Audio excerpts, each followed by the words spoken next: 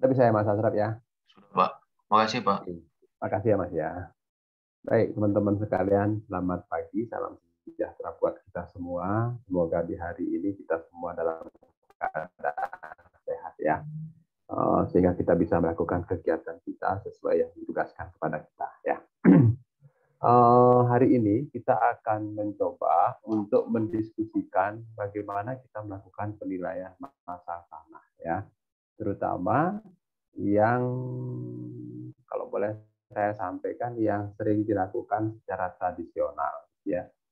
Karena nanti kita akan mencoba untuk melakukan penilaian masa tanah ini dengan menggunakan apa ya, model gitu ya, model ekonometrika atau quality rating. Quality rating juga membuat model juga ya, tapi itu juga masih ada unsur subjektivitas ya.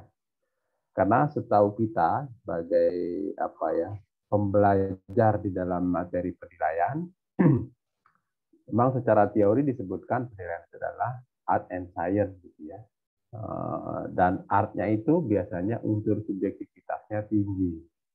Sehingga ya para ahli itu mencoba untuk membuat model gitu ya, bagaimana caranya agar nanti unsur artnya itu atau subjektivitasnya itu bisa dikurangi ya.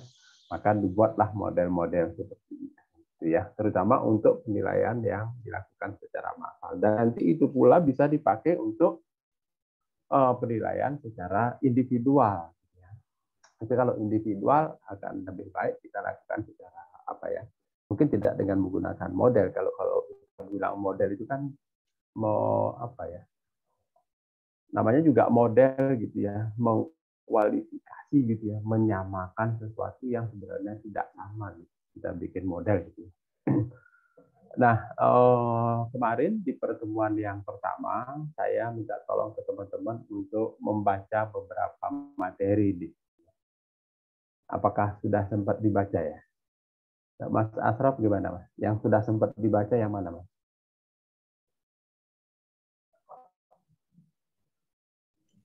Saya baru yang ini, Pak. Yang SE25 ini, Pak. SE25 ya, yang Mas Asraf dapatkan di situ apa di SE25? Dari sini kita tahu proses ini, Pak. Penetapan peta ZNT, Pak. Mulai dari persiapan hingga nanti dapat hasil akhirnya atau laporannya, Pak. Oh gitu ya. Jadi kita tahu di sana ya bagaimana kita membuat ini ya peta ZNT dan juga menentukan dirjen gitu ya Mas ya. Iya, Pak. Oke ya, siap ya, nanti kita tinggal diskusikan lagi ya. Makasih Mas Asraf. Yang lain mungkin Mbak Nabila. Selamat Dari pagi, Pak. pagi Mbak. Ini cerah Saya sekali, di belakangnya cerah banget. Iya, saya sudah sedikit membaca sih, Pak, yang per nggak 24 apa-apa. 2016 itu Oh iya iya. Oh, kalau yang saya dapat itu lebih ke pengertian PBB, terus ada pengertian-pengertian seperti surat pemberitahuan objek pajak PBB kalau nggak salah, Pak. Terus iya. ada jenis-jenis objek PBB di masing-masing sektor seperti pertambangan, pertambangan, perhutanan gitu, Pak. Terus kalau nggak salah itu Iya, isinya iya, pasal-pasal Pak. gitu, Pak. Ya per ya soalnya ya kan isinya Iya. pasal. Iya, siap. Izin saya sambil. Ya betul. Jadi di situ memang tata cara lah ya, disebut itu tata cara.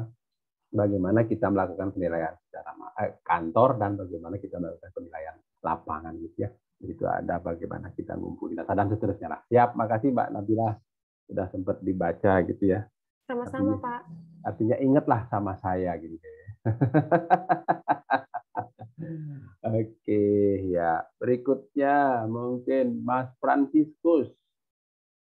Sempat baca nggak? Makasih ya Mbak Nabila. Mas Fran, Selamat pagi, Pak. pagi sempat baca nggak Mas? Saya baru sempat baca yang lampiran PMK 208, Pak. Oh, lampiran 208 malahan ya. Iya. Iya. Itu banyak loh itu. Yang dibaca yang Iya. tulisnya yang paling banyak, hebat jadi. Sudah mau bikin KTT. Ya. Gimana Mas, kira-kira yang didapat apa di situ? Yang saya dapat itu, yang pertama tuh di lampiran PMK itu ada istilah sama terminologi, Pak, untuk PPPP 2 secara umum. Ya. Terus juga ada, seperti di materi sebelumnya itu ada perbedaan antara objek standar dan non-standar. Iya. Terus juga ada pengertian dari pendekatan penilaian, Pak, itu ada 3. Seperti yang kita tahu ada pasar, biaya, dan pendapatan. Terus juga ada teknik penilaiannya itu ada massal sama individual. Yang massal itu bisa pakai CAV, itu didasarkan pada NIR gitu, Pak. Iya betul. Terus individual juga bisa sih Pak pakai CAV yang saya ingat itu. Nah, terus penilaian, terus ada kayak teknisnya gitu Pak, ada penilaian tanah, terus apa aja bahan-bahan yang diperlukan, terus juga ada prosesnya gitu Pak. Iya. Intinya seperti itu sih Pak yang saya ingat. Mas Fran sudah baca 208 terutama lampirannya. Sebelumnya Mas Fran baca 533 tahun 2000. Sempat ya baca ya? Itu kan Untuk sebelum CAP 533 belum Pak. Oh, malah belum. Terus UTS gimana kemarin? Padahal materinya dari situ semua.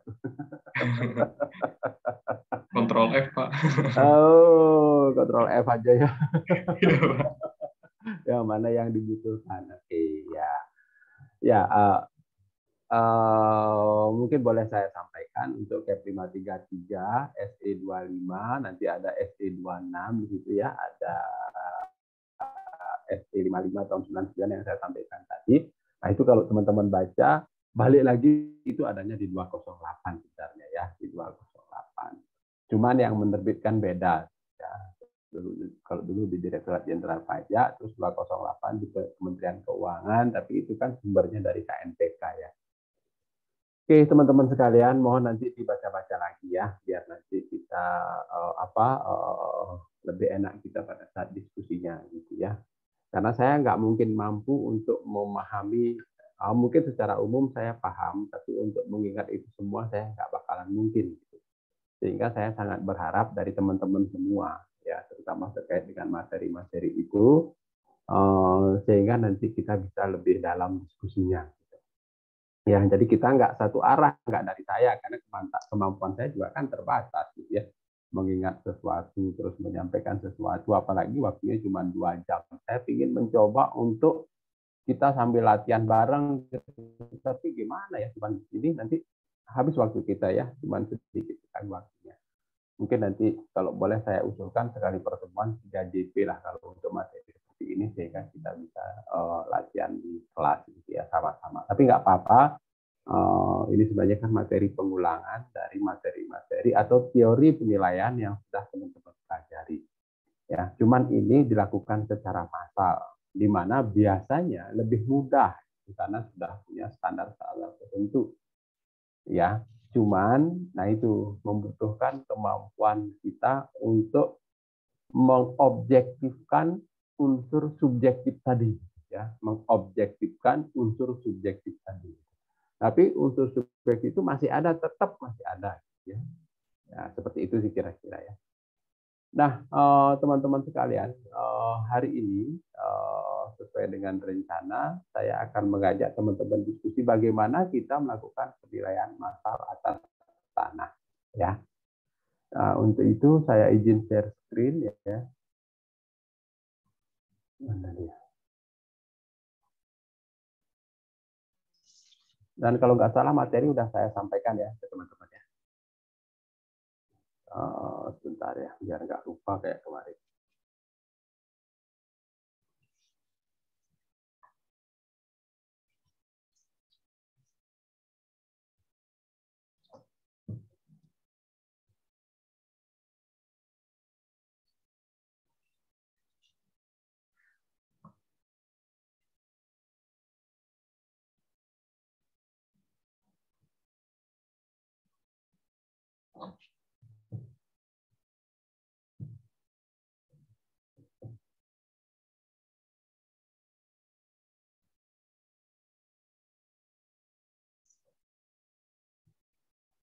Oke ya.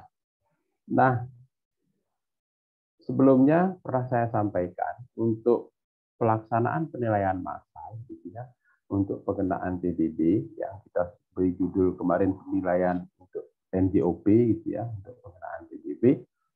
Penilaian itu biasanya dibagi menjadi dua, gitu ya.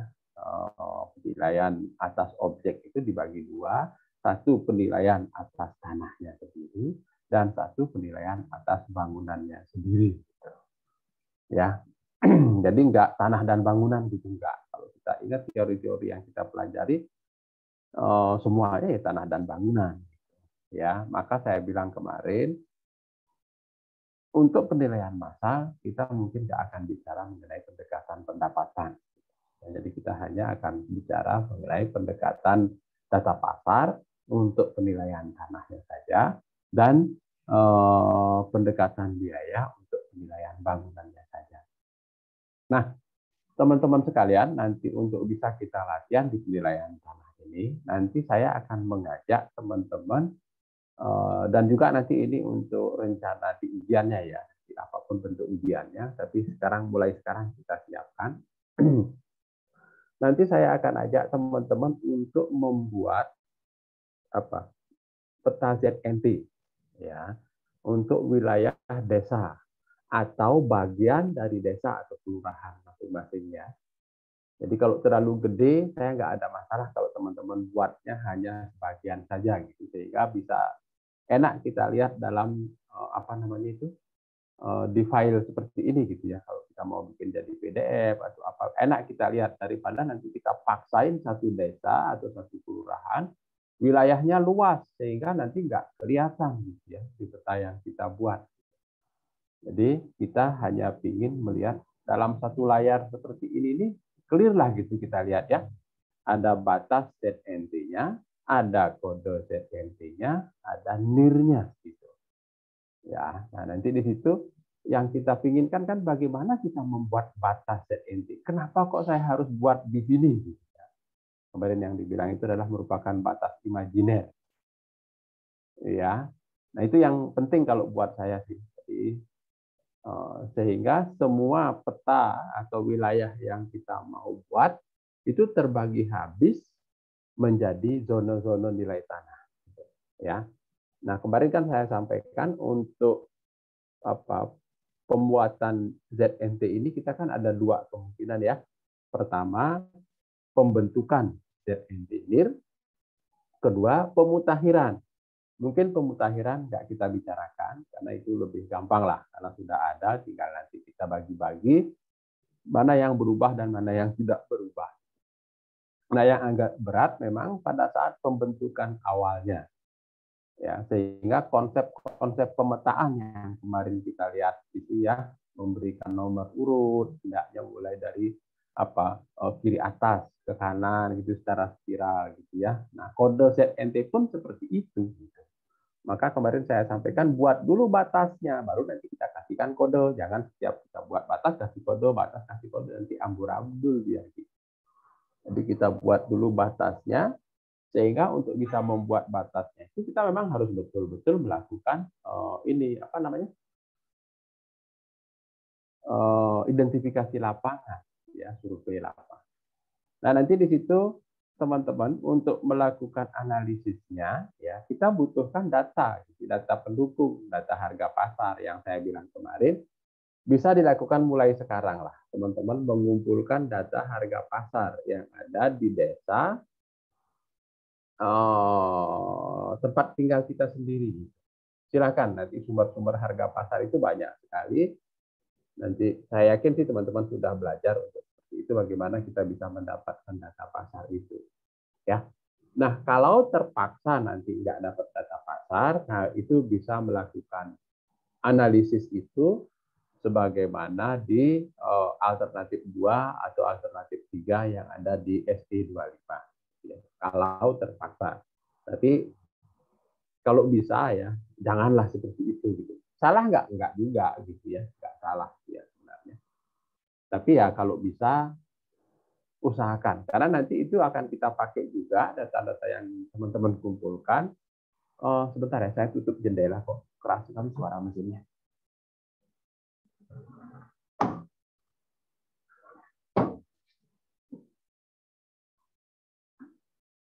Ya, karena nanti itu akan kita pakai juga untuk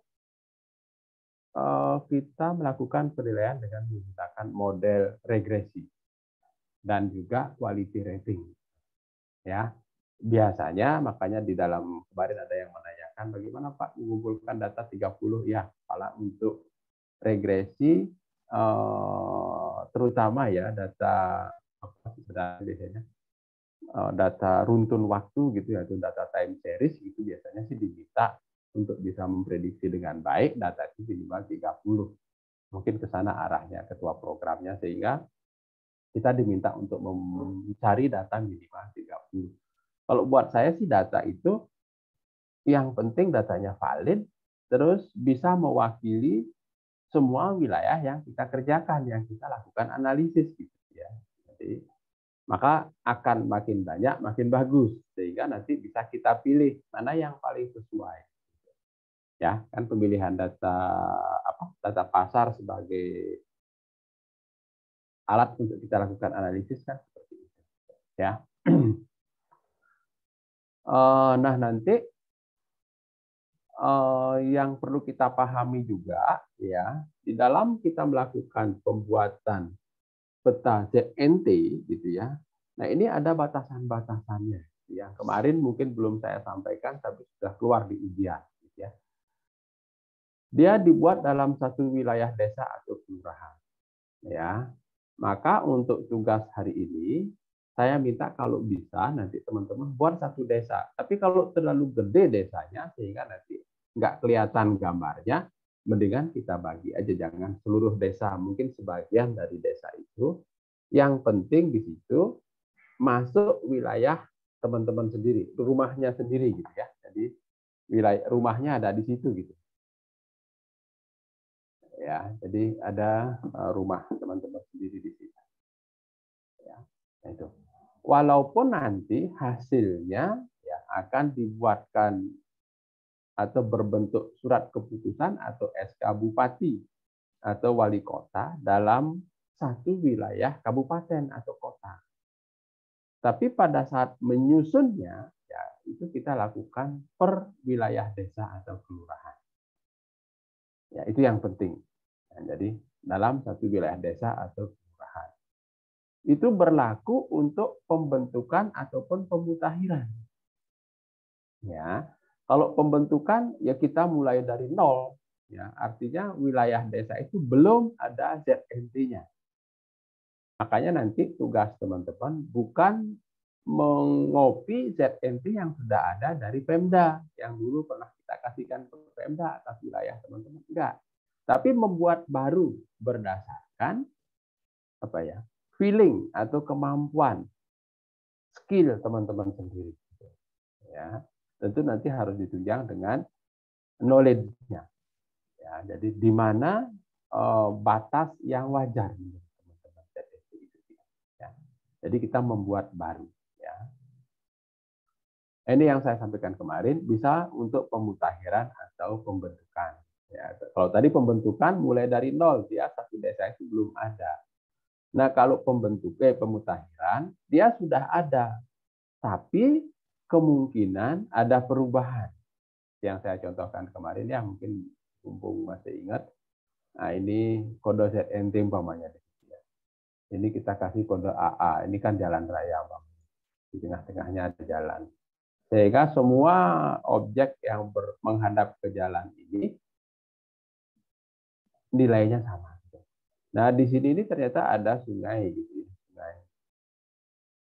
Nah, sungai.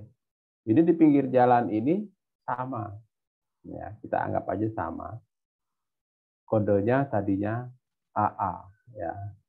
AA. Namun di dalam perkembangannya yang sebelah sini sungai dibangun gitu. Ya. Ada perkembangan wilayah ya kira-kira yang mempengaruhi nilai tanah atau harga tanah, sehingga di sini lebih cepat kenaikannya dibandingkan dengan di sini. Ya, di sini dia mungkin stagnan aja, sehingga nggak wajar, nggak objektif ya kalau kita masih anggap sama. Umpamanya tadinya di sini AA itu nilainya 800.000 per meter. Ya. Ya. Di sini karena ada fasilitas baru, gitu ya. Biasanya kan banyak, gitu ya. Terus dikembangkan oleh pengembang. Jadi dia kompleks pertukuan. Kan banyak yang seperti itu.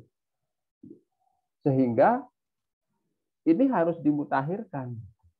Ya, dimutakhirkan. Dia nggak mungkin sama masih AA. Sehingga ini harus kita lakukan pemutakhiran. Untuk bisa memutakhirkannya, kita berikan kode baru.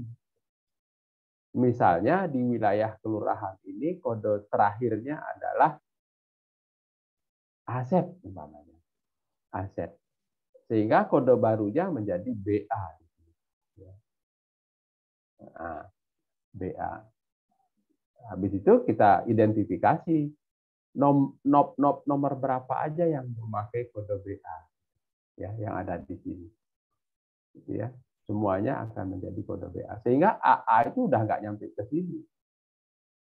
AA itu ya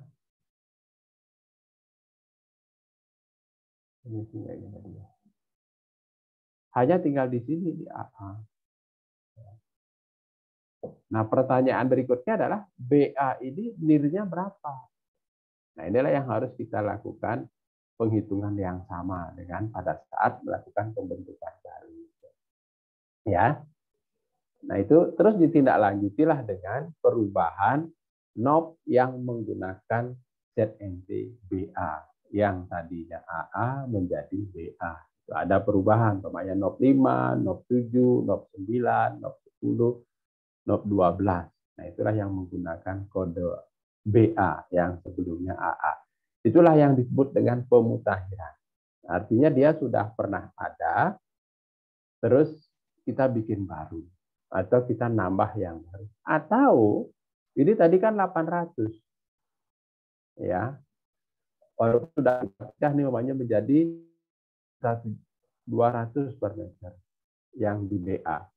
Terus AA-nya juga terpengaruh oleh perkembangan yang ada di sini. Sehingga kemungkinan dia nggak jadi, sudah tidak 800 lagi. Ya, sehingga ini perlu juga kita analisis ulang. Ya, oh ketemunya ternyata 900. Nah, nggak apa-apa. Nah, inilah disebut dengan pemutakhiran. Tadinya 800 menjadi 900, kira-kira gitu. Ya. Itu dua hal yang kita lakukan dalam melakukan analisis engineer. Kalau teman-teman ada pertanyaan, silakan langsung aja ya ditanyakan. Seperti itu, ya. Untuk dua ketentuan umum di dalam kita melakukan analisis ya. Nah, nanti di sini juga ada kaitan dengan yang tadi yang sudah kita sampaikan ya, pemberian kodenya, karena itu kaitan dengan pemetaan ya. Harusnya sih berurutan dia mulai dari sini ke sini gitu ya. Ya berbentuk spiral. Jadi dia berurutan seperti itu. Ya. Nah, secara umum sesuai dengan gambar yang kita lihat kemarin gitu ya, langkah-langkah di dalam melakukan penilaian tanah secara massal. Nah, ini juga langkah-langkah penilaian secara umum lah gitu ya. Kita melakukan penelitian pendahuluan. Yang pertama yang kita harus tentukan adalah mana sih wilayah yang akan kita lakukan penilaian. Nah, sekarang contohnya karena teman-teman akan membuat sendiri, teman-teman harus melakukan penelitian pendahuluan terhadap wilayah desa masing-masing. Kenapa kami minta untuk desanya masing-masing? Sehingga hal ini sebenarnya sedikit tidak membutuhkan waktu yang lama. Seandainya mungkin Mas Asrop diminta untuk menilai desa saya, Mas Asrop ke sana aja belum pernah, hanya melihat di peta, pokoknya kan saya desa Dauh Kurikau ya kemarin di kampung sana, desa Dauh Kurikau, atau mungkin yang ada di Kemanggisan deh, di Kebun Jeruk yang ada di seputaran Pusdiklat Pajak. Mungkin teman-teman atau Mas Asrop akan bingung ya kan, di sana itu seperti apa ya, nah, kan bingung kita, sehingga kita nggak bakalan bisa menentukan ZNT itu dengan baik.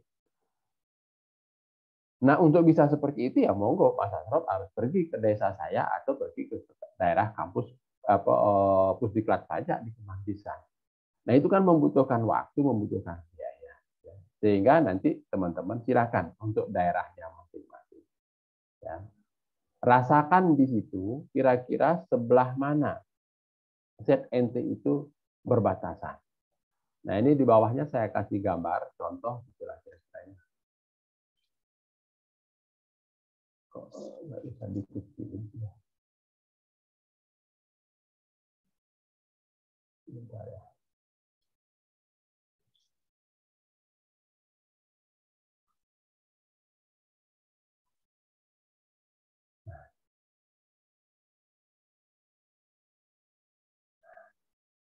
Ya, nah ini bagian dari wilayah desa saya. Ya, inilah yang saya harus perhatikan. Ya, saya harus lakukan penelitian pendahuluan. Oh, ternyata di sini ada sungai. Ya. Oh, di sini ada jalan. Ternyata jalan ini satu arah. Ya, satu arah. Nah, di sini ada jalan juga yang kurang lebih lebarnya sama dengan jalan ini. Ya, nah, nanti dan seterusnya deh. Kita akan tahu persis nanti wilayah kita itu seperti apa. Ya, karena yang kita pahami faktor utama gitu ya yang paling signifikan mempengaruhi nilai itu kan biasanya disebut lokasi ya. Makanya kan di awal pernah disampaikan 3L, lokasi, lokasi dan lokasi. Kalau kita lihat di lapangan, lokasi itu biasanya dicerminkan dari keberadaan jalan di depan rumah atau di depan objek atau tanah tersebut. Ya, biasanya makin lebar jalannya, apa ya? Harga tanah atau nilai tanah biasanya lebih tinggi. Dan sudah banyak penelitian yang dilakukan seperti itu. Ya. Sehingga mungkin itu bisa merupakan salah satu faktor atau variabel yang nanti teman-teman bisa pakai untuk melakukan perbandingan.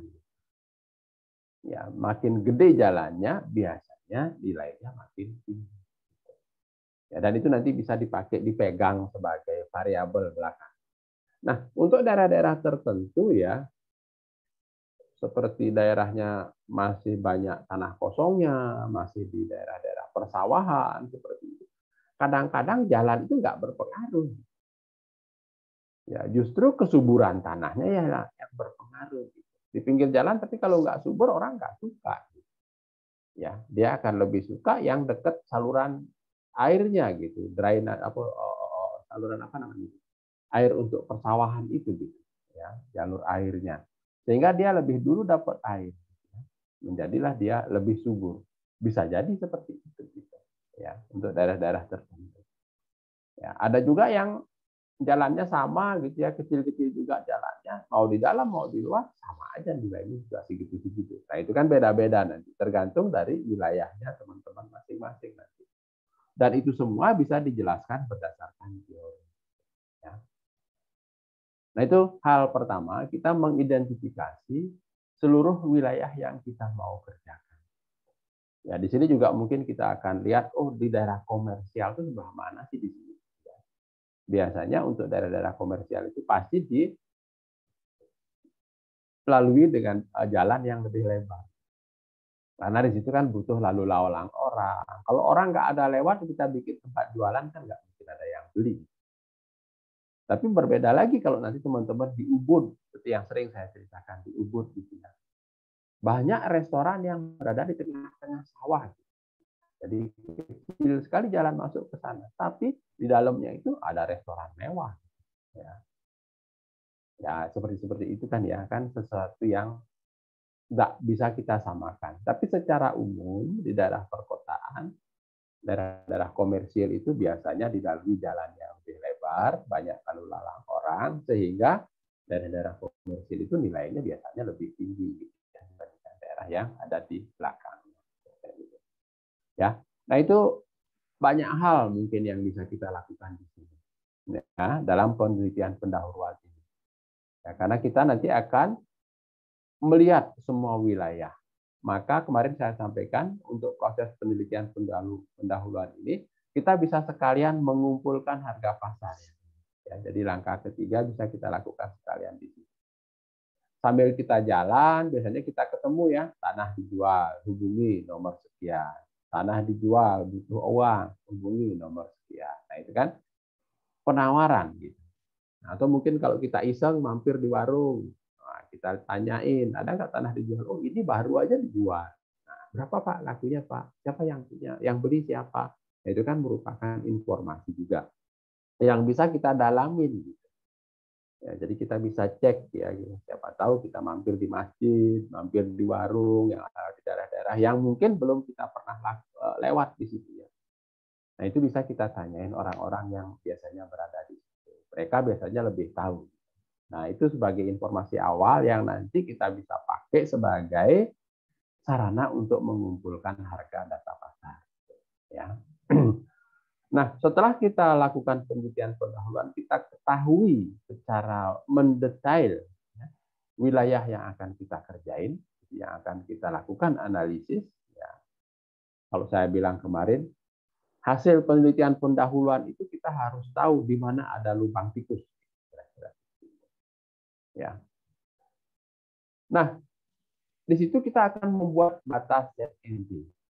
Ya, di situ dibilang kemarin batas ZNT itu adalah merupakan batas batas imajiner yang membedakan satu zona dengan zona yang lainnya, yang biasanya dibedakan karena nilainya berbeda. Berapa besar perbedaannya itu? Nah, itu dilihat dari PMK 150 yang kemarin kita sudah pernah perhatikan. Ya. Jadi selisihnya itu nggak terlalu banyak. Ya, masih ingat ya PMK 150 kemarin, makanya saya minta ke teman-teman untuk dibaca lagi. Ya. Nah, seperti itu. Di sini dibilang sono dengan indikasi nilai sama. Jadi di gambar ini kira-kira ya berdasarkan identifikasi awal kita, yang mana sih yang mempunyai nilai yang sama? Ya, dari wilayah ini. Nah, karena saya tahu persis jalan ini, ya wilayah ini, yang paling gede di gambar ini adalah jalan ini. Nah, ini karena kampung saya, ini namanya Jalan Nusa Kambangan. Ya, kalau ini namanya Jalan Pulau Ron. Rumah saya ada di sini nih, yang kuning. Ya, di sini. Oh sorry, di sini nih, di sini. Di sini rumah saya. Ya. Nomor nih yang sebelah ada masjid, terus sebelahnya sungai, sebelahnya itu persis saya. Ya di sini rumah saya. Jadi saya tahu persis wilayah di sini. Ini semuanya gang ini, gang kecil-kecil sebenarnya. Yang gede cuman ini. Kalau ini cukup gede jalannya hampir sama dengan ini. Ini tapi cuma jalan pendek. Nah di belakang di sini ini, ya.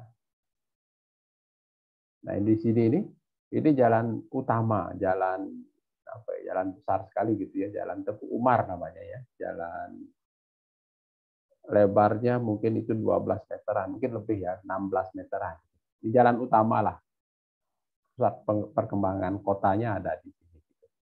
Ya, di sini. Jalannya ke arah sini. Nah ini nggak terlalu gede jalannya, ini sama lah, hampir sama. Yang paling besar di gambar ini adalah jalan. Yang lainnya semuanya gang. Ya, ini juga gang. Dan ini malah mentok di sini karena sungainya belok ke sini, di sini mentoknya ke sungai. Jalan ini. Makanya di sini putus nih kayaknya rumah orang. Gitu ya. Yang tembus di cuma jalan-jalan ini. Nah, kira-kira seperti itu. Sehingga dari situ kita akan bisa tahu ya. Wilayah mana sih yang mempunyai nilai yang paling tinggi. Saya abaikan yang di sini bawahnya. Saya abaikan karena di sini jelas ini ya. Semua yang berada di pinggir jalan Teguh Umar ini nilainya sama. Jadi di sini yang menghadap ke sini ini semuanya sama. Karena kita anggap aja di sini jalan Teguh Umar. Ini paling besar kalau daerah sini. Mungkin di Denpasar saat ini yang paling mahal di daerah sini karena memang cukup bagus perkembangannya ya. Di Denpasar loh yang saya bilang ya. Kalau di Bandung mungkin daerah ini di Denpasar. Jalan Tuku Umar biasanya orang sudah tahu. Ya. Nah, di situ kita akan membuat batas ZNT. Secara detail, batas-batas untuk membuat ZNT itu di mana nanti teman-teman bisa lihat di CAP 533 ataupun di SE25. Jadi dia merupakan satu zona yang menunjukkan atau mengidentifikasi nilainya sama yang pertama. Ya, terus yang kedua dibuat dalam satu wilayah desa atau kelurahan. Terus yang ketiga, ini nih, tidak memotong bidang kepemilikan. Kenapa? Karena nggak mungkin, umpamanya kayak rumah saya ya, kita anggap aja di rumah saya, begini nih kalau nggak salah.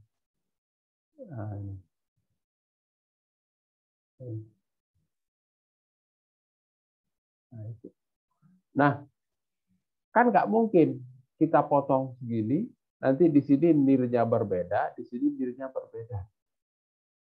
Nggak mungkin. Ya. Kebetulan yang di sebelah saya ini dia cuma segini nih. Nah, pendek begini. Pendek begini. Oh ya betul, segini lurus. Nah, ini ke sini kalau nggak salah.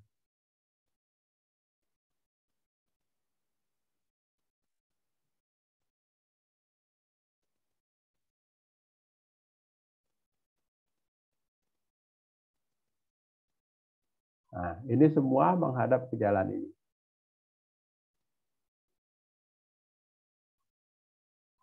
Nah, ini saya hapus saja yang ini. Jadi nggak mungkin dipotong di sini. Ya. Nah, jadi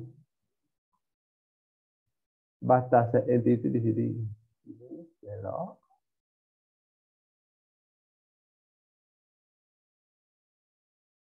Nah, gitu. Jadi ini semua menghadap ke jalan. Dan juga yang ada di depannya sini gitu ya. Saya nggak apa ini nggak salah.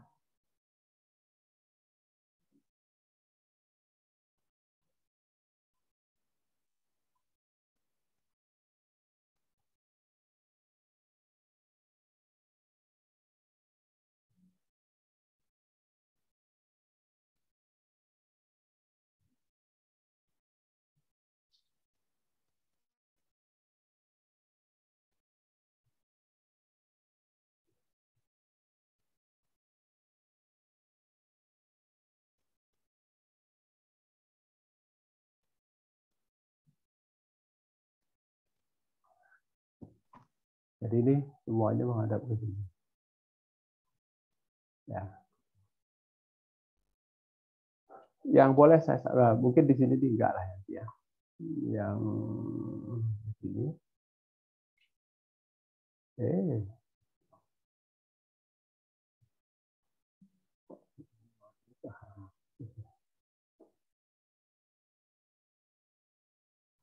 Kita anggap aja begitu ya.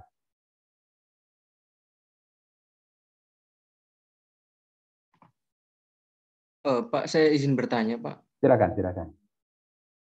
Terkait yang tadi rumah Bapak kan bahwa peta ZNT ini tidak diperbolehkan untuk memotong bidang kepemilikan ya Pak. Ya. Nah tapi semisal ada kasus Pak, kita pertama memiliki rumah di bagian depan. Terus pada akhirnya yang rumah bagian belakang itu kita beli juga Pak dan dijadikan satu, NOP-nya pun dijadikan satu. Nah apabila diketahui yang rumah bagian depan sama rumah bagian belakang itu sebelumnya itu nirnya berbeda, apabila dijadikan satu nanti pada saat pemutakhiran itu nirnya ikut yang kemana ya Pak? Yang depan atau yang ke belakang ya Pak? Iya. Ya kalau umpamanya seperti itu biasanya ikutnya ke depan. Ikutnya ke depan. Kenapa? Karena aksesnya pasti ke depan ya kan ya. Kan nggak mungkin Mas Dafa beli rumah di pinggir jalan, terus nanti beli juga di belakangnya, jalan di depan Mas Dafa tutup ya kan? Kan nggak mungkin. Terus saya keluarnya dari belakang aja deh gitu. Nggak mungkin seperti itu ya. Umumnya pasti orang akan membuat jalan yang ke depan ya. Ada nggak yang seperti itu? Ada, banyak. Pernah malah menjadi kasus, Mas. Itu salah satunya di Cirebon waktu itu yang saya ingat betul ya. Di Cirebon tanahnya luas gitu ya. Tanahnya luas, sampai ke belakang memang panjang seperti itu. Ya, nah itulah gimana ya ceritanya itu ya. Oh, tadinya mamanya segini ya. Jadi ini kita coba ya. Nah, tadinya segini tanahnya dia. Begini. Menghadap ke jalan ini gitu ya. Tahu-tahu dia beli lagi ke sini panjang. Ya, dibeli lagi semua. Di sini ditutup, beneran ditutup. Ya. Dia keluarnya ke sini. Akhirnya juga keluar ke sini kan ya. Nah, itu dia keberatan ya, karena teman-teman membuatnya sama semua ke sini gitu. Ya. Membuatnya sama ke sini. Terus padahal kenyataan di lapangan ini ditutup sama dia. Karena dia nggak suka terlalu ramai gitu. Ya. Nah, waktu itu akhirnya apa? Karena kebetulan akhirnya jadinya lebih dari 10.000 luasnya ya. Kita sarankan coba deh dilakukan penilaian secara ulang. Dilakukan penilaian secara individual ya. Sehingga dia mempunyai zona tersendiri di sini. Zona tersendiri ya. Jadi satu dia di sini. Berbeda dengan yang menghadap ke sini, berbeda juga dengan yang di sini. Ya, jadi dia akhirnya menjadi zona yang tersendiri, beda dengan yang di depannya sini. Karena dia ini ada kesininya, ada juga kesininya. Jadi yang ingin saya sampaikan, Mas, biasanya sih digabungnya ke zona yang di depan. Gitu. Ya, Mas ya? Kira-kira gitu. Terima kasih, Pak. Oke, Mas, sudah saya. Ada lagi yang mau bertanya? Silakan.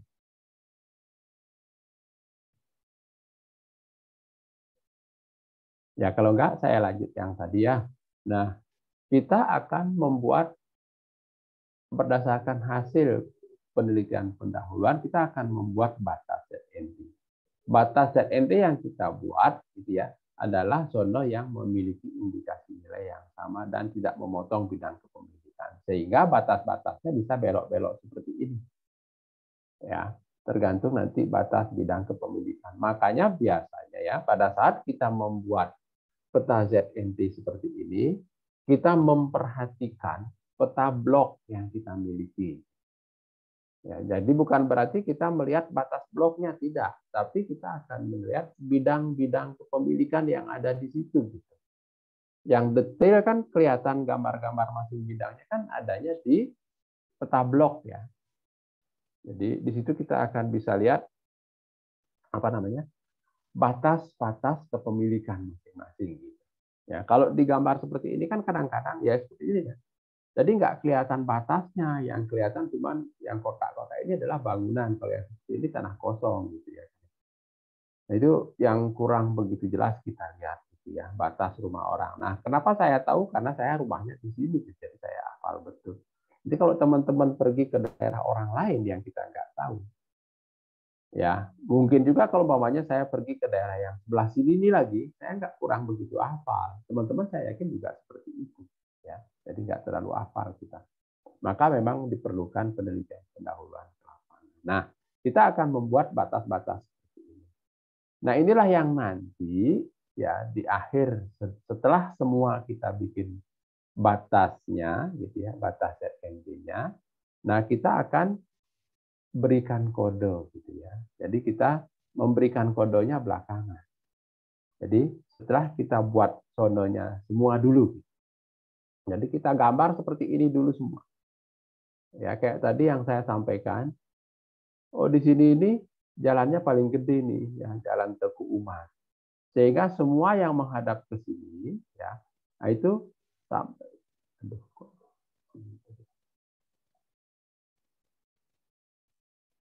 Ya, semua yang menghadap ke sini ini nilainya sama. Ya.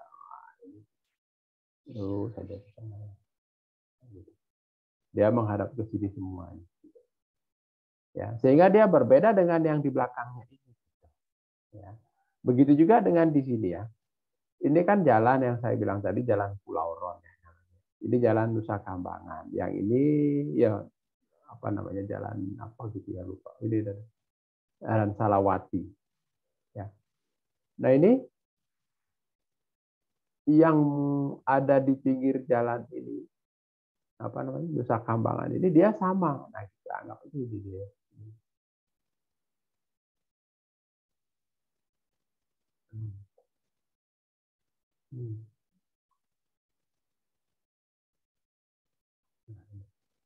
Di sini juga begitu.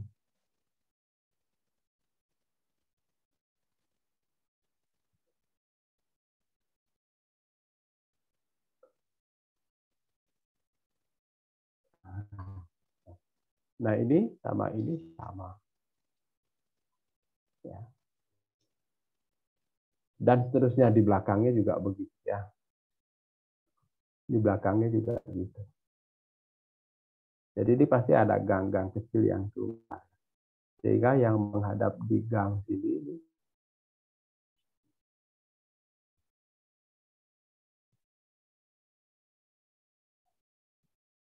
bisa bagi.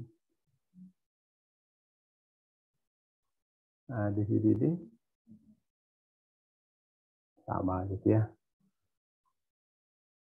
Di sini nanti berbeda sendiri ya. Begitu juga dengan di sini nih, jadi satu aja ini ya. Ini sama di sini. Ini sama. Cuma satu bidang kok ini. Ini tanah kosong semua. Dan seterusnya, nanti semuanya dibagi. Jadi kita anggap jadi sini ke sini sama. Di sininya sama lah ya, karena semuanya di dalam gang. Ya, ada gang-gang kecil yang masuk, ada yang langsung ke sini, ada yang ke sini, dan nanti di sini ada jalan kaki. Nah, itu yang akan kita buat hasil penelitian pendahuluan kita, gitu ya. Jadi ingat, yang saya ingin tekankan di sini adalah batas ini kita buat berdasarkan indikasi perbedaan nilai.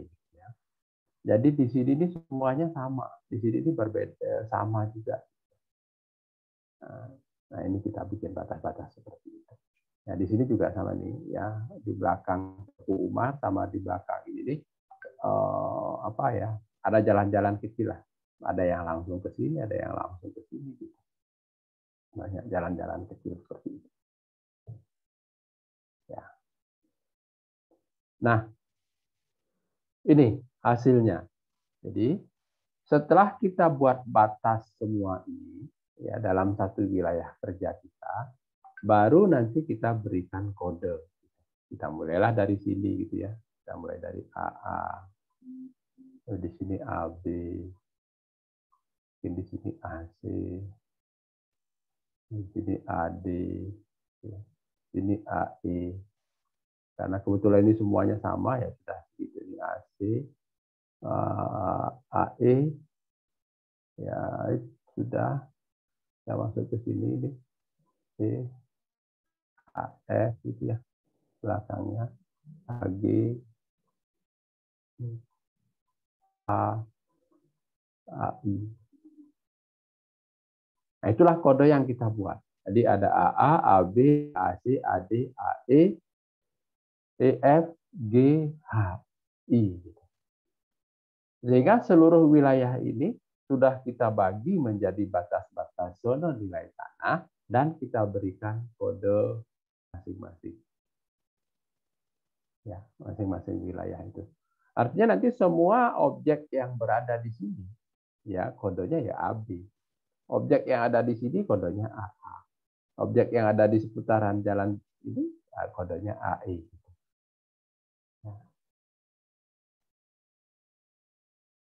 Kira-kira itu untuk pembuatan batas check index. Adakah yang mau bertanya sampai di situ? Izin bertanya, Pak. Silakan, Mbak Anissa. Kalau misalkan dalam pengumpulan data harga pasar, Pak, kita menggunakan data yang ada di situs jual beli online seperti OLX gitu, boleh nggak ya, Pak? Soalnya di sekitar sini tuh ada yang jual rumah, dia tuh mencantumkan harga penawarannya di situs jual beli online gitu, Pak. Ya, jadi banyak sekali ya sumber data harga pasar. Boleh, silakan, Mbak, silakan pakai yang itu juga boleh. Yang penting nanti dicatat, gitu ya, dicatat sumbernya dari mana. Kapan? Persis seperti kita apa ya? Mengambil data kalau kita menyusun karya tulis gitu kira-kira. Jadi itu harus terdokumentasikan dengan baik. Kenapa? Karena data itu adalah fakta. Ya. Jadi umpamanya Mbak Anissa mengambil di OLX tanggal sekian, jam sekian. Seandainya nanti ada orang ngecek di OLX atas objek yang sama, ternyata hari yang berbeda kebetulan di situ. Dulu pada saat Mbak Anissa ngeceknya ditawarkan dengan harga 1 juta per meter persegi. Setelah kita itu nggak laku-laku, ya kan ya. Terus sudah hampir setahun nggak laku-laku juga, ditawarin juga di OLX. Terus harganya sudah turun menjadi 800. Terus Mbak Anissa berdasarkan harga yang 1 juta. Nanti kalau ada orang mau komplain gitu ya, ada sengketa dengan kita hasil penilaian, Mbak Anissa bohong datanya. Di OLX saya lihat 800 kok, bukan 1 juta. Padahal Mbak Anissa membikinnya 1 juta. Nah, tapi kan kita punya kekuatan, pada yang saya lihat itu tanggal sekian, Anda ngelihatnya kapan? Gitu. Ya kan ya? Begitu juga umpamanya kalau nanti kita pakai data inflasi umpamanya. Ya, yang kita ambil dari BI umpamanya ya. Nah, itu kan harus kita pastikan kapan kita lihat. Nah, itulah tata cara di dalam kita mengambil data yang bersumber dari internet. Karena kemungkinan besar dia akan berbeda ya. Harus kita tulis di situ. Tidak cukup hanya situsnya saja, tapi kita harus jelaskan kapan gitu. Ya, seperti itu. Kalau untuk yang manual yang kita pergi tadi ya ke lapangan, ternyata saya ketemu di sini harga yang ditawarkan, gitu ya. Ada nomor telepon sekian. Nah, itu bisa kita foto untuk membuktikan kita foto. Nanti fotonya itu kita taruh di lembar pengumpulan datanya. Ya, kira-kira gitu. Ya Mbak Anissa ya. Baik Pak, terima kasih Pak. Oke, ya. Izin bertanya Pak. Silakan, Mas Binsar. Menyambung pertanyaan dari Anissa Pak. Tadi kan Anissa mengatakan kalau ada di online shop yang menjual data bangunan kan Pak. Nah, di sini kan kita untuk mencari tanah kan kita pakai pendekatan pasar nih Pak. Berarti kita bisa juga pakai data yang tanahnya udah terbangun. Nah, di situ berarti kita mengurangkan dengan RCN-nya Pak. Kita cari lagi RCN-nya. Betul. Ya, nanti data yang kita kumpulkan ya data tanahnya saja. Kemungkinan kalau data yang kita peroleh itu adalah data tanah dan bangunan, maka harus kita kurangkan nilai bangunan. Gitu. Ya Mas ya. Bagaimana mengurangkannya? Bisa dengan RCN tadi ya. Atau biasanya sih teman-teman di lapangan itu lebih banyak menggunakan kalau sudah ada SPPT-nya dari SJOP-nya dipakai tidak hitung lagi. Gitu. Ya.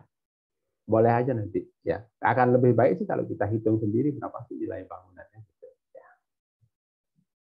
Itu ya Mas Binsar. Oke Pak, satu lagi Pak, saya penasaran Pak. Di sini kan kita kan sebagai mahasiswa kan datanya terbatas. Jadi saat membuat batas JNT ini kita hanya berdasarkan dari maps ini. Kita lihat gimana bentuk rumahnya ini kan bisa kita lihat lekukan-lekukannya yang bisa kita ambil garis yang agar tidak memotong batas kepemilikan. Ya.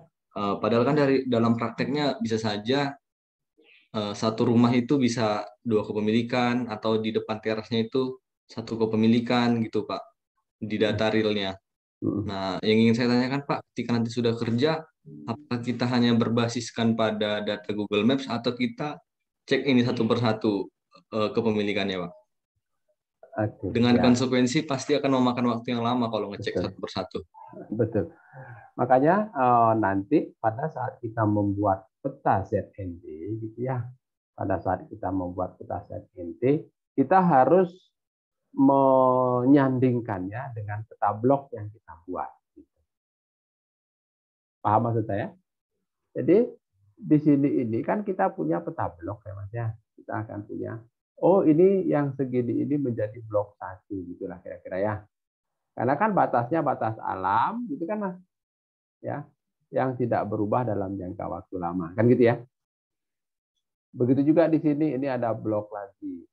Nah, ini blok. Ini 1 blok dia nih. Umpamanya begitu ya. Batasnya sungai, jalan. Nah, gitu ya. Di sini ada gang lagi di sini. Nah ini.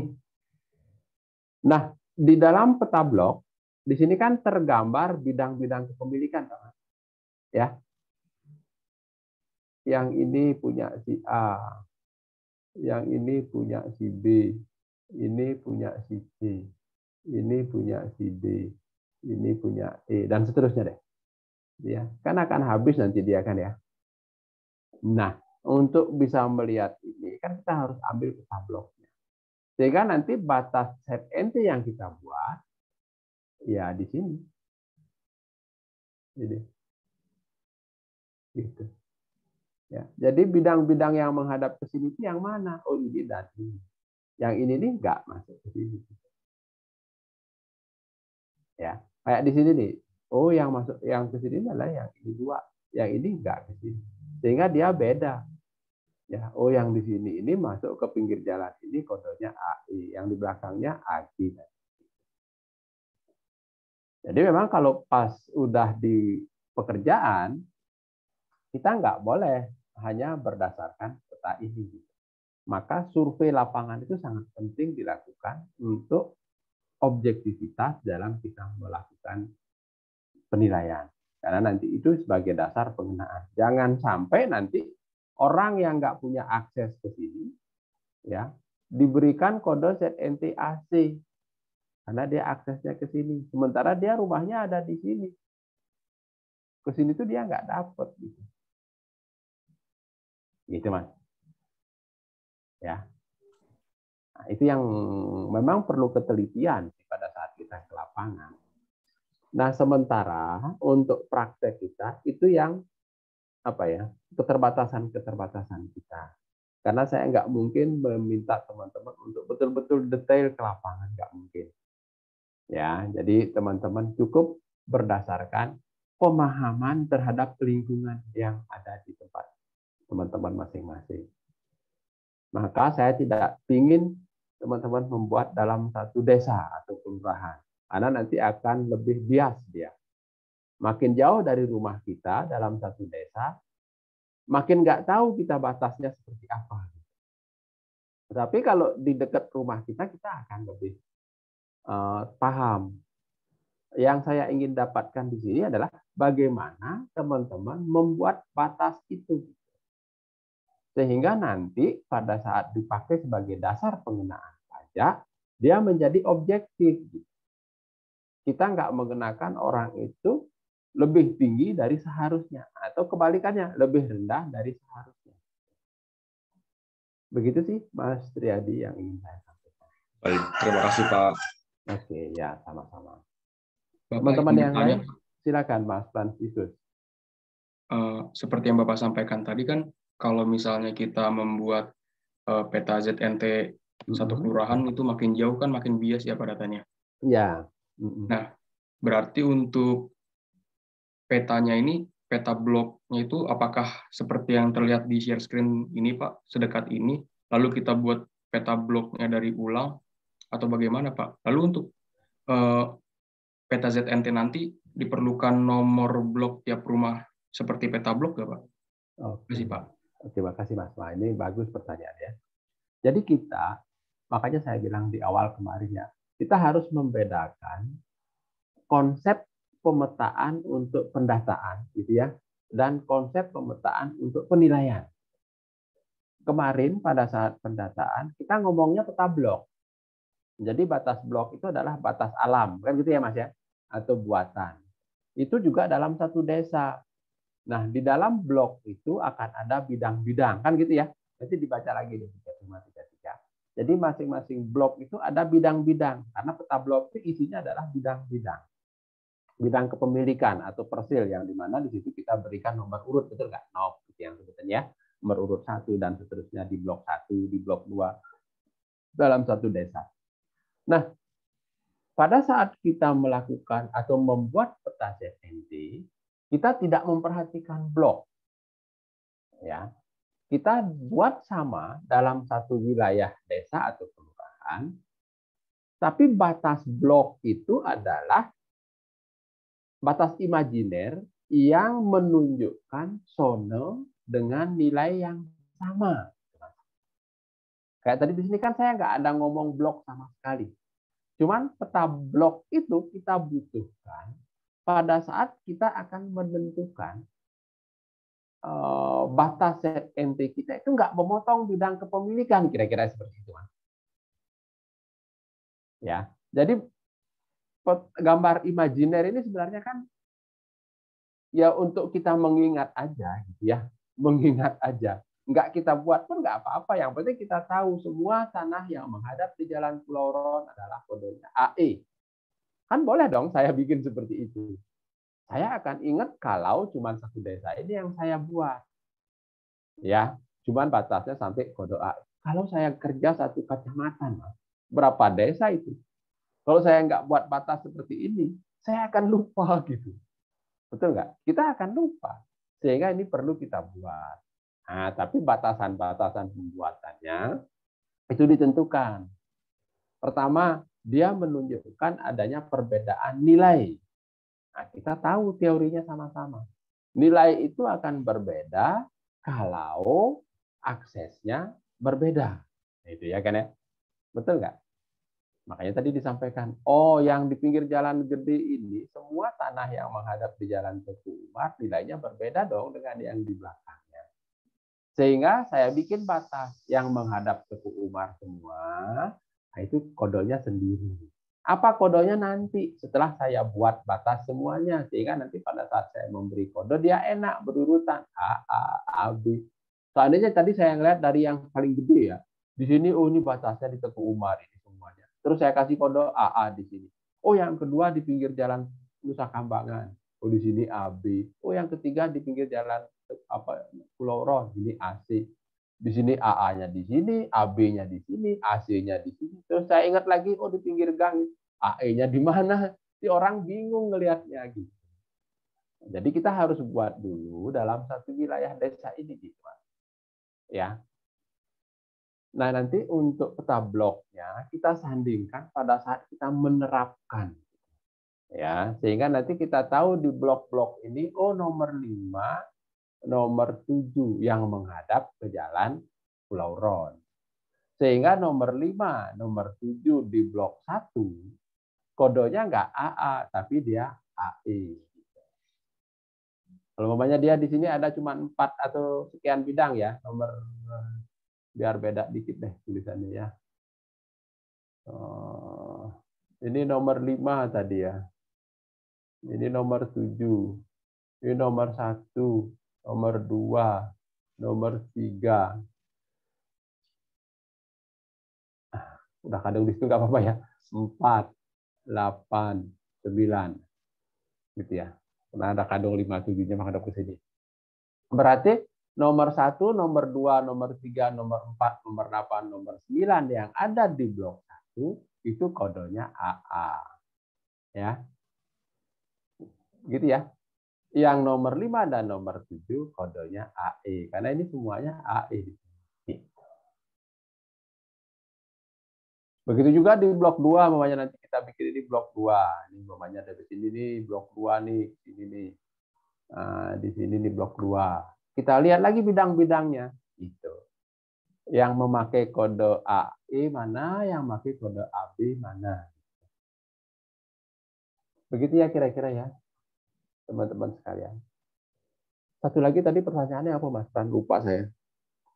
Yang pertama untuk penentuan apa jarak petanya itu, Pak, jarak pandang kita terhadap petanya apakah sedekat ini, Pak, atau boleh lebih jauh lagi gitu, Pak? Boleh.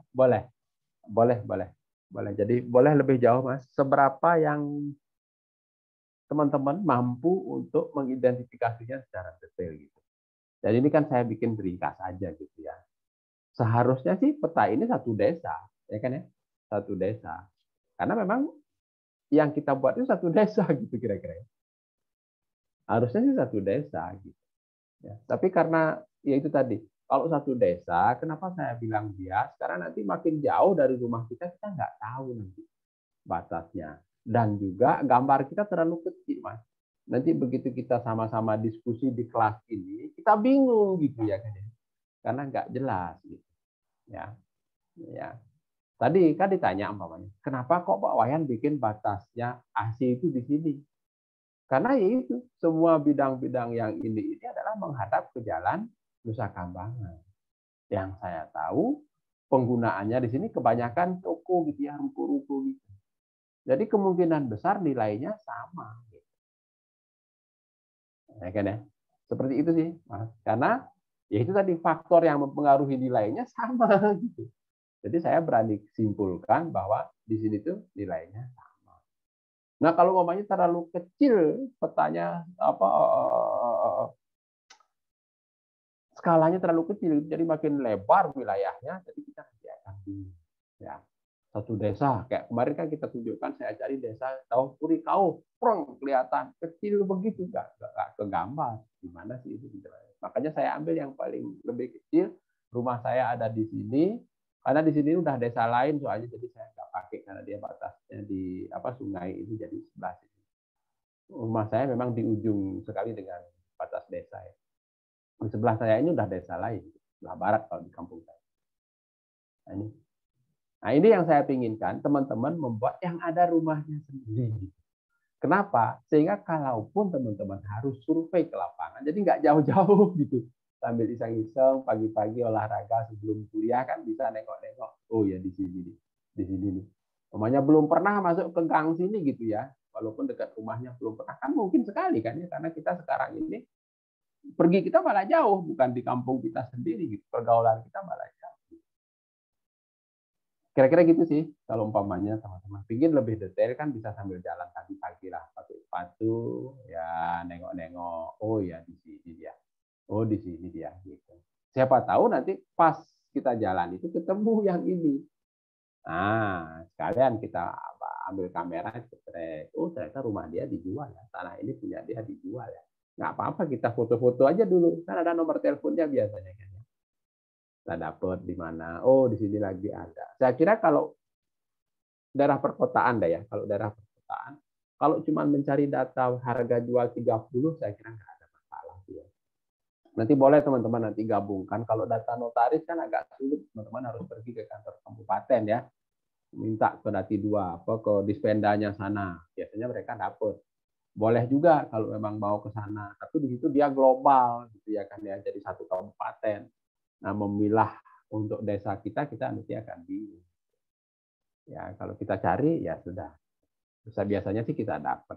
Untuk perkotaan ya, untuk pedesaan nah itulah agak sulit kita, makanya memerlukan import yang lebih, dan kita bisa pakai alternatif 2 atau alternatif 3 yang nanti teman-teman bisa baca di SE25 ini. Ya. Begitu ya Mas Fran. Yang lain ada yang mau tanya lagi nggak? Izin bertanya, Pak. Silakan, Mbak. Berarti untuk peta ZNT ini dia tidak terikat dengan peta blok ya, Pak? Dalam artian ketika kita akan membuat peta ZNT itu tidak harus selalu dimulai dengan peta blok terlebih dahulu? Enggak harus. Jadi kita nggak melihat. Makanya selesai pendataan massal, selesai dulu. Kita hilangkan dulu itu. Kita mulai lagi dengan penilaian massal. Gitu. Ya. Tapi itu perlu nggak perlu pada saat nanti penerapannya tadi ya Mbak ya. Di blok 1 yang menggunakan kode AE yang mana aja, yang menggunakan kode AA yang mana aja. Kan kita bisa lihat di peta bloknya kan ya. Karena di awal Mbak Nike ini sudah membuat batasan. Yang menghadap ke Jalan Pulau Ron itu AE. Yang di belakangnya AA. Di blok 1 loh ya. Gitu. Nah, nanti dilihat di blok 1, oh nomor 5 sama nomor 7 ternyata. Yang lainnya berarti dia AA. Oh nomor 5, nomor 7. Gitu. Gitu Pak. Ya. Baik Pak, kemudian saya mau tanya lagi Pak terkait pemberian kode, itu harus dimulai dari sudut kiri atas ya Pak, kemudian dia mengular atau berbentuk spiral ke bawah gitu Pak? Oke, ya rule of thumb di dalam pemetaan, pemberian nomor itu begitu. Gitu. Sehingga nanti enak dilihat, biar nggak amburadul Mbak ya, AA-nya di sini, AB-nya di mana ya, nanti kalau kita nyari bingung lagi kita. Ya, oh AB-nya kok di sini, AC-nya mana ya, bingung kita gitu. Ya. Jadi sebaiknya seperti itu, sehingga dia berurutan. Nanti orang ngelihatnya itu matanya teratur gitu. Ya, oh AA berarti AB-nya sebelah kanannya dikit, AC-nya di sini dan seterusnya. Jadi dia dekat-dekatan. Itu ya Mbak Mika ya. Baik, bisa dipahami Pak. Terima kasih Pak. Terima kasih ya, sama-sama ya. Nah, sambil kita jalan, kita ngumpulin data harga pasar, nanti ada formulir pengumpulan data harga pasarnya. Mungkin nanti teman-teman bisa lihat ya. Nah, ini formulir pengumpulan data harga pasar. Nanti ini kita pakai sebagai dokumen. Ya. Dokumen seandainya nanti ada yang men-challenge gitu hasil penilaian kita bisa tunjukkan dengan data ini. Makanya saya bilang data itu adalah fakta. Jadi dia nggak boleh kita bohong. Ya, jadi dia harus fakta, tercatat. Nah, malah di sini ada tulisan di tanda tangan. Ini siapa? Ini, ya. Nama pendata yang mengumpulkan datanya. Ya. Nah, di sini ada fotonya. Ya, kita tempelkan fotonya. Itu yang saya bilang. Nah, dan ini keterangan-keterangan lain yang bisa kita kumpulkan. Nah, kalau dia ada knob-nya, kita tulis knob-nya. Sehingga kita tahu beradanya di mana objek. Ya. Kalau dia belum ada knob-nya, sudah nggak apa-apa. Gitu. Ya, nah ini sambil kita mengumpulkan data transaksi yang ada di lapangan. Umumnya ya ada dua ya, transaksi penawaran atau transaksi jual beli. Kalau kita ke lapangan biasanya sih jarang kita ketemu jual beli, kecuali nasib kita baik kayak tadi ya, kita sambil jalan itu ngopi-ngopi ketemu di warung, iseng kita ngobrol. Oh ini baru aja dijual Pak, baru bulan kemarin. Yang beli malah tetangganya si ini. Gitu. Dijual berapa? Wah kurang tahu. Nah, kita cek ke sana. Bu, berapa Bu kemarin beli tanahnya? Atau Pak, berapa kemarin beli tanahnya? Mungkin kita tanya lagi ke pembeli. Nah itu kan merupakan dokumen data transaksi jual beli. Yang banyak sih yang nggak usah kita nanya penjual pembeli ya data dari notaris yang diwajibkan oleh undang-undang mereka melaporkannya kepada Dispenda atau kantor pajak. Nah, itu bisa kita pakai ya data transaksi jual beli kalau kita percaya. Nah itu yang paling sering ditanyakan ya, apakah bisa dipercaya data notaris itu gitu. Ya itulah harus kita cross check lagi. Tapi kalau di dalam penelitian biasanya ya mereka mengumpulkan data dari notaris itu dan menganggap bahwa data itu benar. Tinggal nanti mereka akan memastikan tanah itu tanah ada bangunan atau enggak. Kalau ada bangunan mereka akan kurangkan nilai bangunannya. Atau memang penelitinya itu sudah dari awal. Dia nggak mau data tanah dan bangunan. Dia akan mencari hanya data tanah kosong aja. Boleh-boleh aja yang namanya penelitian. Nah, maka untuk bisa seperti itu, ya kita harus punya data yang banyak. Sehingga kita bisa pilih. Gitu. Kayak kemarin saya bilang, saya pernah ngumpulin data untuk tahun 2018, kalau nggak salah. Transaksi jual beli yang terjadi di Denpasar atas tanah dan bangunan itu dalam setahun itu 6.000 sekian. Nah, sehingga kalau saya melakukan penelitian di situ, kan saya bisa pilih. Saya pinginnya data yang luasnya maksimal 500 meter, oke. Yang hanya tanah kosong, oke. Yang sudah menjadi tanah siap bangun, bisa saya pilih di situ. Tapi saya jelaskan di dalam penelitian itu bahwa yang saya pilih, sehingga dari 6.000 yang kepilih hanya sekian. Kan nggak masalah. Kira-kira seperti itu ya. Kalau data kita terbatas, ya terpaksa kita pakai yang itu aja gitu kan juga nggak baik. Jadi nggak mencerminkan yang kita lakukan analisis. Gitu ya. Nah, kita mengumpulkan data harga pasar, kita kumpulkan seperti ini. Syaratnya data pasar itu seperti ini ya, valid. Jadi kita dapatkan sumber yang memang betul-betul valid gitu. Jadi nggak data bohongan gitu. Ya, jadi ini betul-betul valid, inilah yang harus diuji. Makanya di dalam analisis statistik biasanya uji validitas data itu penting. Ya, data itu valid apa enggak?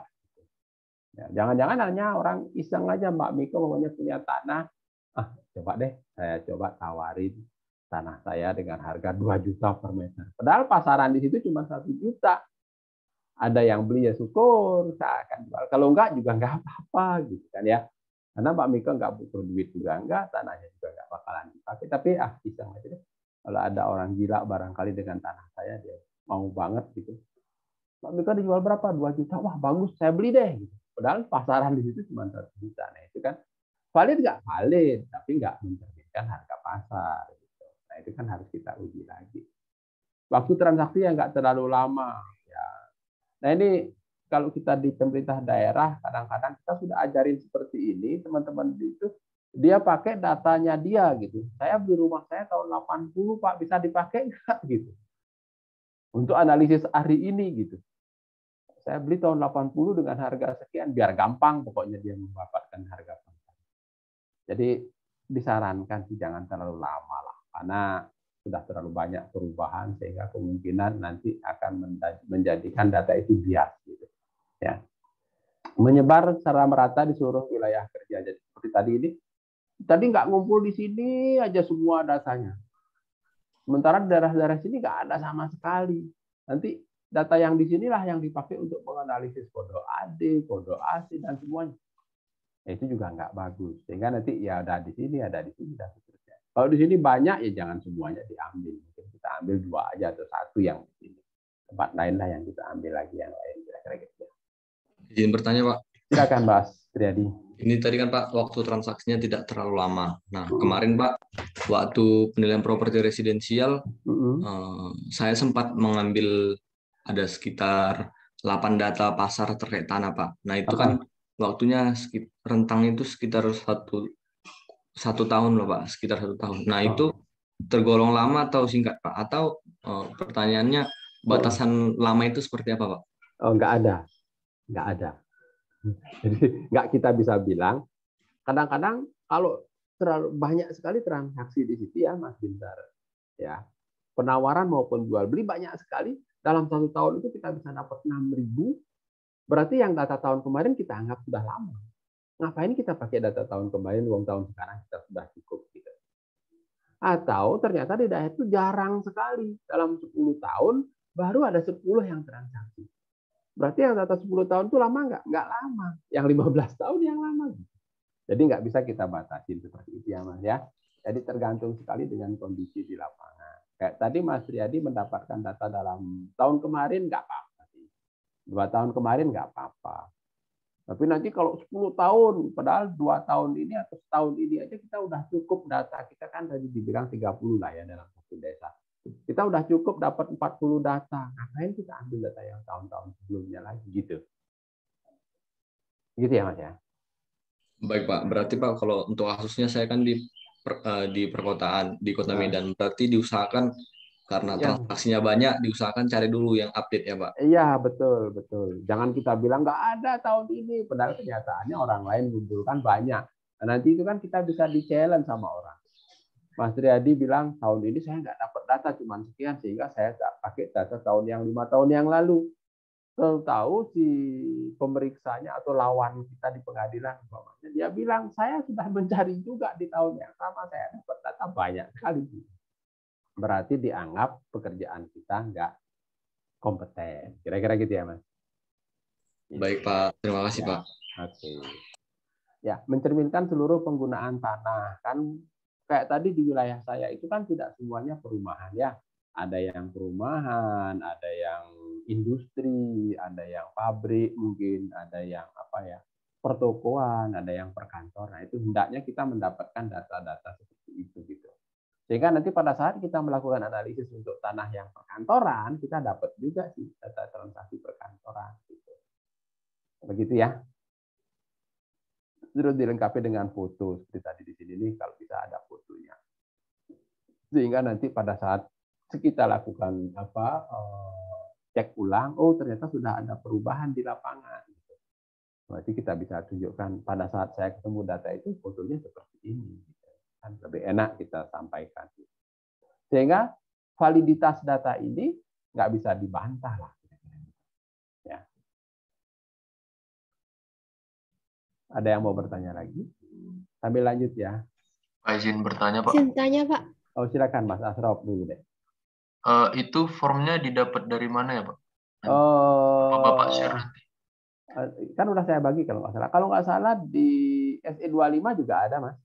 Oh, terus ini Pak, tugasnya itu berarti sementara mencari data pasar saja atau kita juga sampai membuat peta ZNT-nya, Pak?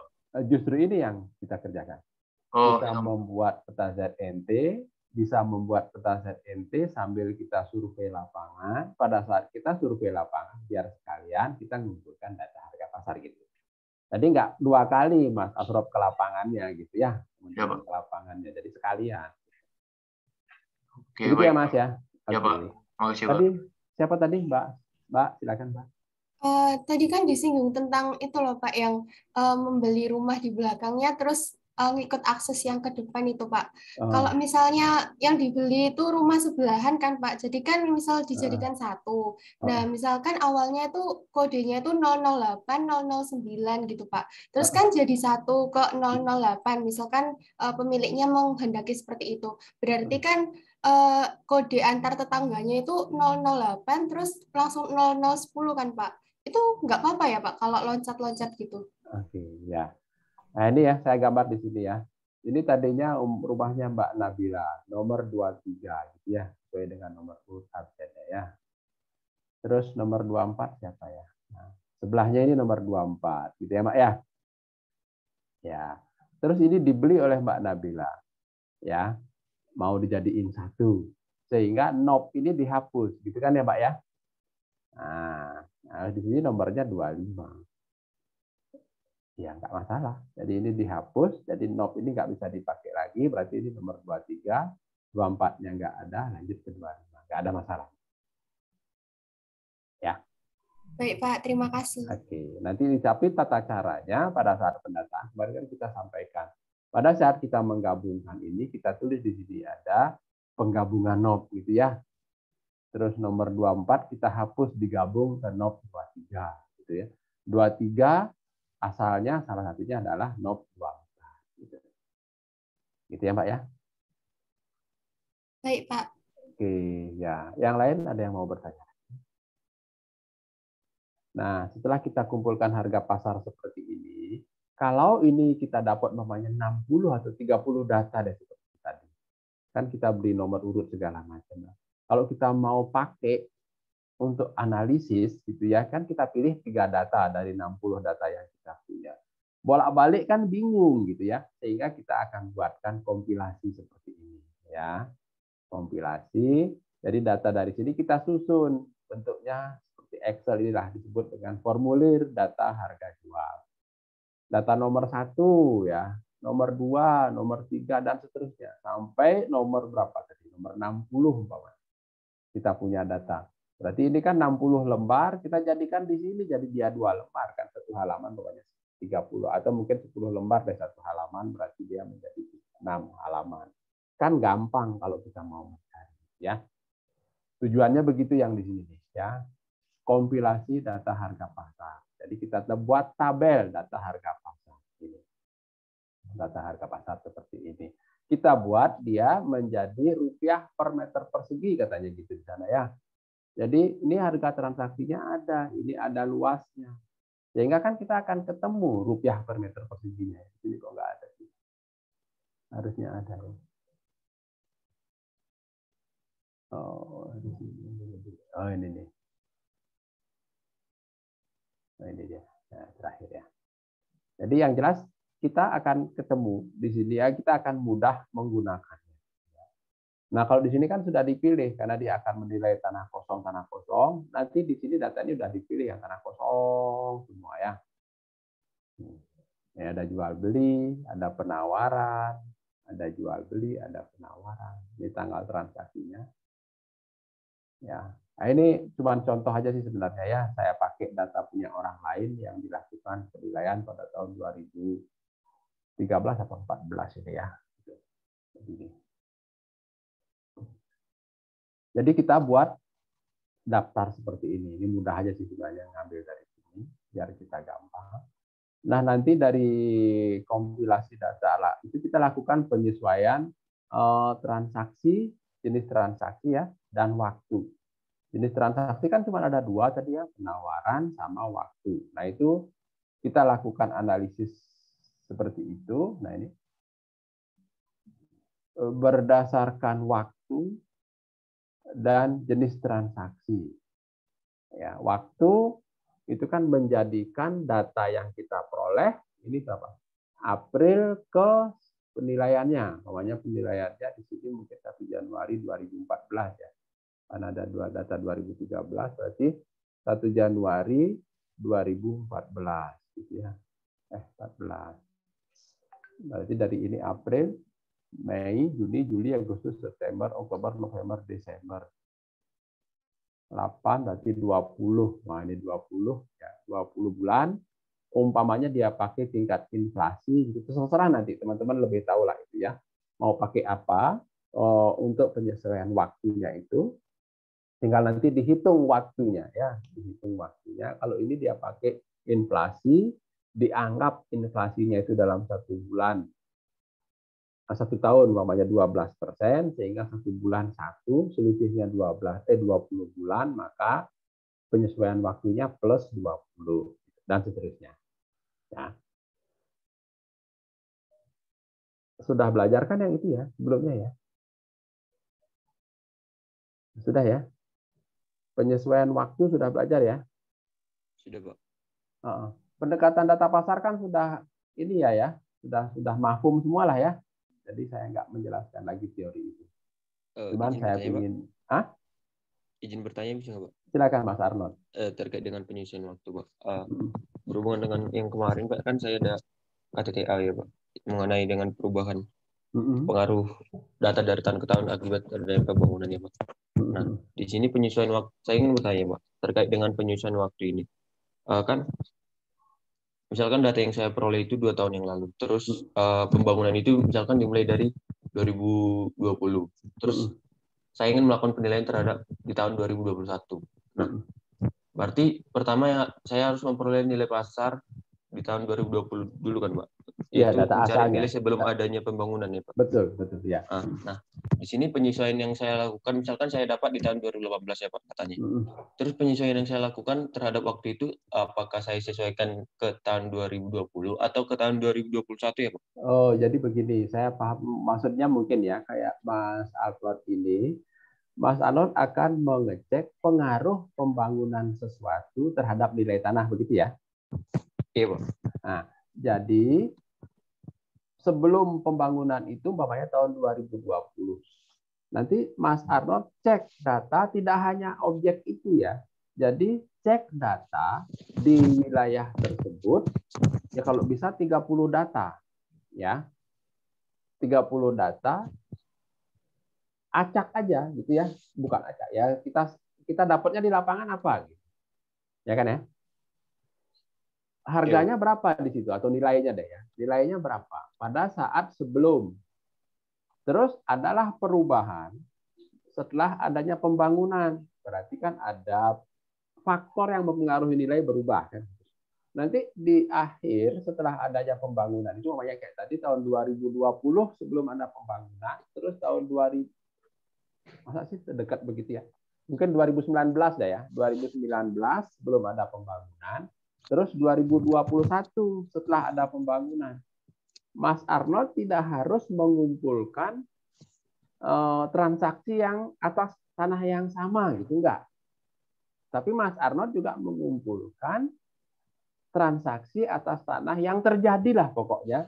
Jadi kita nggak perlu melakukan penyesuaian waktu di situ Mas Arnold, karena nggak ada hubungannya dengan penelitian. Berarti misalkan kita dapat, misalkan ya Pak, kita dapat data di tahun 2018 misalkan gitu kan Pak? Kan sebelum itu kan maksudnya di 2019 ya, 18 ya. Iya, iya Pak. Kita nggak usah menyesuaikan kayak 2019-nya lagi. Oh, nggak usah. Mas Arnold pokoknya hitung nilainya di 2018 itu berapa. Oke, Pak. Ya, berarti boleh juga kan Mas Arnold mendapatkan data tahun 2017, boleh nggak? Boleh, ya kan ya? Tapi nilainya adalah di tahun 2018, oke? Ya. Begitu juga berikutnya. Nanti Mas Arnold mengumpulkan data di tahun 2021. Boleh kan mendapatkan tahun 2020? Boleh kan ya? Menjadi nilai di tahun 2021. Nah, itulah Mas Arnold bandingkan nanti. Ya, antara tahun 2020 bagaimana, terus 19 bagaimana, 2021 bagaimana. Gitu, ya. Berarti nggak apa-apa ya, misalkan data yang berbeda gitu ya Pak? Nggak apa-apa. Berarti kayak kurang lebih ada 60 data jadinya ya Pak? Iya, sama-sama berarti ya kan? Itu memang ketetapan dari peraturan perpajakan atau peraturan Menteri Oh, Keuangan. enggak, itu penelitian kan, bukan perpajakan, iya. itu penelitian kan? Iya Pak, penelitian Pak. Iya, bukan perpajakan, ini nggak ada hubungannya dengan perpajakan. Tapi kalau Mas Arnold pakai data yang ditetapkan oleh perpajakan boleh. Nanti Mas Arnold pakai NJOP di tahun itu boleh, NJOP di tahun ini juga nggak apa-apa. Jadi dibandingkan NJOP sebelum, tapi itu ya cuma membandingkan gitu aja. Justru pekerjaan kita kan menilainya ya, menentukan NJOP-nya itu. Gitu. Kalau saya menggunakan data dari Pemda gitu secara langsung tanpa melakukan survei boleh nggak Pak itu? Maksudnya gimana Mas? Misalkan kan daerah saya itu masyarakatnya kurang terbuka kali lah Pak. Itu asli sama-sama kurang terbuka loh Pak. Orangnya takut memberikan informasi. Terus kalau saya hanya memperoleh data dari Pemda setempat terkait dengan JNT yang sudah ada di tahun-tahun sebelumnya, setiap tahun-tahun itu saya kan ada gitu. Biasanya itu JNT itu dilakukan pemeliharaan itu atau penyesuaian tiap tahunnya itu berapa sekali? Ada sekali setahun nggak Pak? Oh, tidak semua sih Mas, tidak semua. Tapi kalau ini boleh untuk penelitian, kalau Mas Arnold pakai apa namanya itu data dari Pemda aja boleh, tapi nanti disebutkan di dalam hasil penelitiannya ya, sumber datanya hanya data sekunder yang dikeluarkan oleh Pemda gitu, boleh. Jadi tidak meluputkan data primer dari masyarakat gitu, ya. Oke, baik Pak. Iya. Sama ini boleh nggak Pak? Satu lagi Pak. Silakan. Terkait dengan penyesuaian juga sih Pak.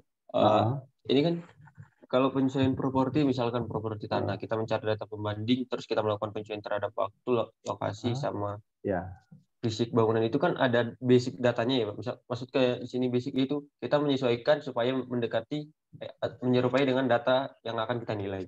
Nah, untuk menilai masalah ini Pak, penyesuaiannya itu kita lakukan terhadap mana maksudnya?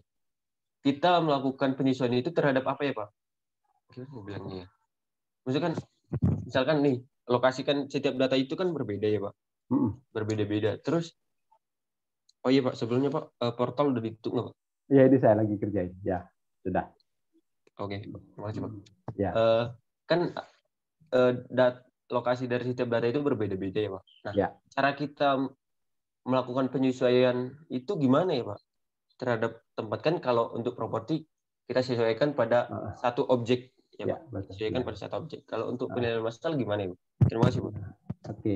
Nah, itulah yang saya bilang sulitnya kita di dalam melakukan penilaian massal dibandingkan dengan individual ya. Contohnya deh ya kayak tadi Mas Arnold bilang, kita disuruh menilai bangunan ini atau objek ini. Ya, gampang nggak? Itulah individual, betul nggak? Kita mendapatkan data di sini, kita mendapatkan data di sini, kita mendapatkan data di sini. Semuanya kita bawa ke sini, betul ya? Betul nggak? Itu kan konsepnya ya, pendekatan data pasar ya. Iya, Pak. Nah, sekarang untuk massal, nggak hanya ini, tapi semua yang ada di sini. Nah, terus gimana? Nah, itulah makanya kita dibilang, kita ambil satu objek yang paling mewakili lah yang ada di sini gitu ya. Inilah yang saya akan nilai, Bapak. Tapi ini mewakili keseluruhan. Nah, itulah sedikit perbedaannya Mas Arnold teman-teman yang lain di dalam kita melakukan penilaian massal dan penilaian individual. Ya, jadi kita harus membuat suatu asumsi. Di dalam satu zona ini ya, saya akan mencoba menilai zona ini, tapi kan kondisinya beda-beda di lapangan ya. Ya ini ya kita anggap sebagai objek acuan sebenarnya. Jadi inilah yang akan kita nilai.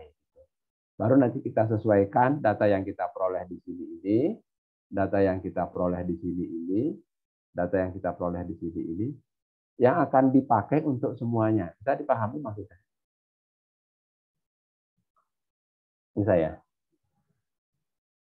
Memang sedikit berbeda teman-teman sekalian ya, kalau kita melakukan penilaian massal dan penilaian individual. Kalau individual itu sangat gampang, kita akan membandingkannya ke objek tersebut. Tapi kalau untuk massal ke zona tersebut gitu loh. ya ke zona tersebut untuk tanah lah ya, ke zona tersebut. Maka disitulah diperlukan bagaimana kita membuat zona sehingga objek-objek yang ada di situ kita bisa anggap sama. Saya mau pakai objek ini sebagai acuan nggak ada masalah. Saya pakai ini nggak ada masalah. Saya pakai ini nggak ada masalah. Ya, sehingga faktor penyesuaiannya mungkin kita ngomong fisik, tapi fisiknya nggak luas. Karena kan beda-beda luasnya, ada yang 100 meter, ada yang 200 meter, ada yang 500 meter. Nggak mungkin kita pakai faktor fisiknya itu luas. Fisiknya apa? Mungkin kita pakai apakah tanah itu padat, siap bangun, atau masih belum siap bangun. Secara keseluruhan di sini gimana? Kalau kita lihat ada bangunan semua, berarti kan dia sudah siap bangun. Ya. Kalau nanti kita peroleh data tanah kosong yang belum siap bangun, sehingga lebih jelek dong data itu dibandingkan dengan wilayah kita. Nah, di situ nanti ketelitian kita di dalam mengambil faktor-faktornya atau variabel-variabelnya yang akan kita sesuaikan. Ya, kan kemarin saya bilang ada faktor fisik, ada faktor lokasi, ada faktor lingkungan, ya, selain waktu dan jenis transaksi tadi. Fisiknya terutama kan yang melekat di objek itu, gitu ya.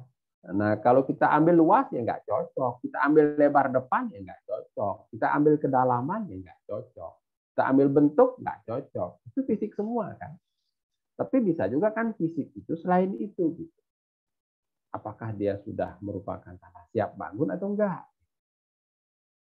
Itu kan fisik juga, gitu. Tapi secara keseluruhan kan bisa mewakili kira-kira gitu.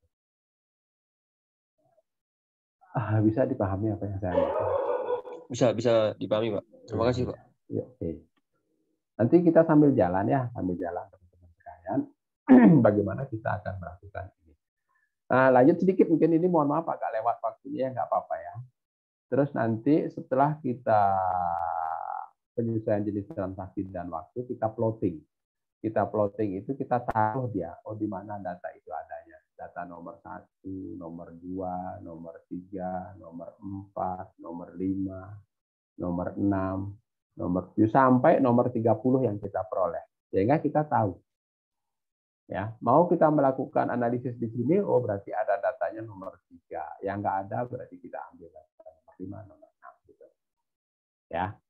Jadi kita harus plotting di lapangan. Sehingga gampang gitu ya. Dengan melihat peta ini, kita sudah bisa tahu ya data ini semua itu adanya di mana. Karena nanti pada saat analisis ya kita akan memilih data yang paling sesuai. Ya, saya yakin teman-teman sudah bisa betul lah memilih data tadi.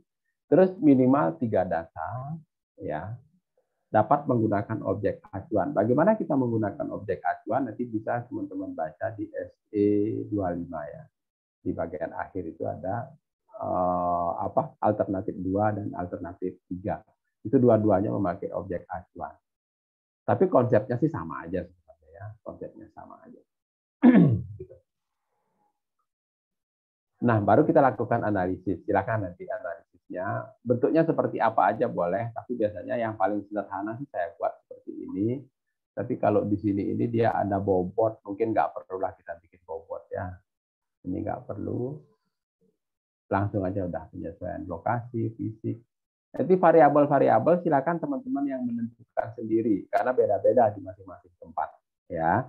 Nah, nanti pilih variabel yang paling sesuai yang nanti juga akan kita pakai variabel ini pada saat kita membuat model regresi atau persamaan regresi ya. Y sama dengan A plus BX-nya. Ya, variabel ini ditentukan di sini. Silakan teman-teman pilih sendiri. Ya, sesuai dengan kondisi di kampungnya masing-masing. Dan juga nanti akan kita pakai variabel yang sama untuk melakukan quality rating.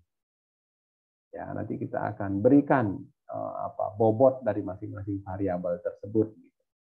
Ya, itu. Nanti kita lakukan analisis, kita akan ketemu nilainya. Ya, kemarin karena ada harus dikonversi, ya ini hasil konversinya. Nah, ini kesimpulannya nanti ini kode AA berapa, kode AB berapa dan seterusnya. Nah, ini merupakan salah satu lampiran dari laporan penilaian kita dalam kita melakukan penilaian secara masalah tanah. Ya, nah nanti teman-teman silahkan nanti untuk melanjutkan pekerjaan yang kemarin, di mana sudah membuat bagian dari wilayah desa yang ada rumahnya masing-masing. Kemarin sudah membuat batas-batas blok.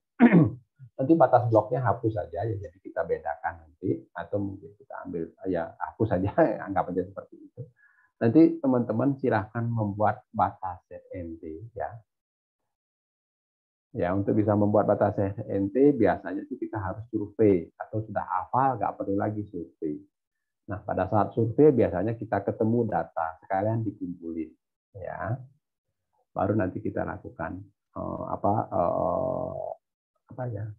kita buat tabel tadi, terus kita lakukan analisisnya, ya. Jadi mungkin sampai di situ mengumpulkan harga sama membuat kode ZNT.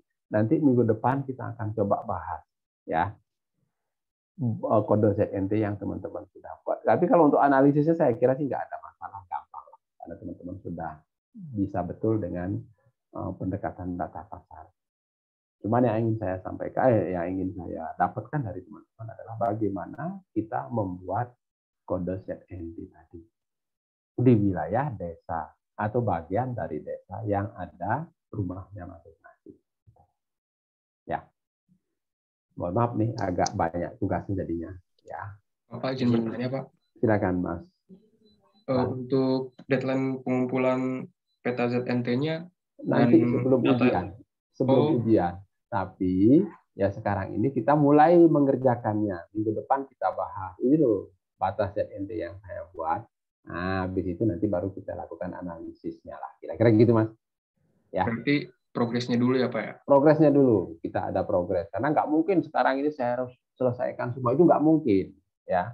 Paling tidak progres pembuatan peta sama kode-kodenya. Sehingga nanti bisa kita sama-sama diskusikan.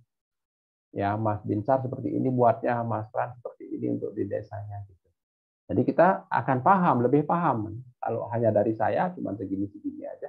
Nanti kalau Mas Fran sudah menyampaikan, Mas Binsar menyampaikan, Mbak Nabila dan seterusnya, pasti kita akan lebih baik.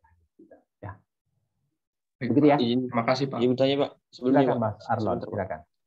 Terkait dengan penyesuaian tadi Pak, itu kita ada RPS materi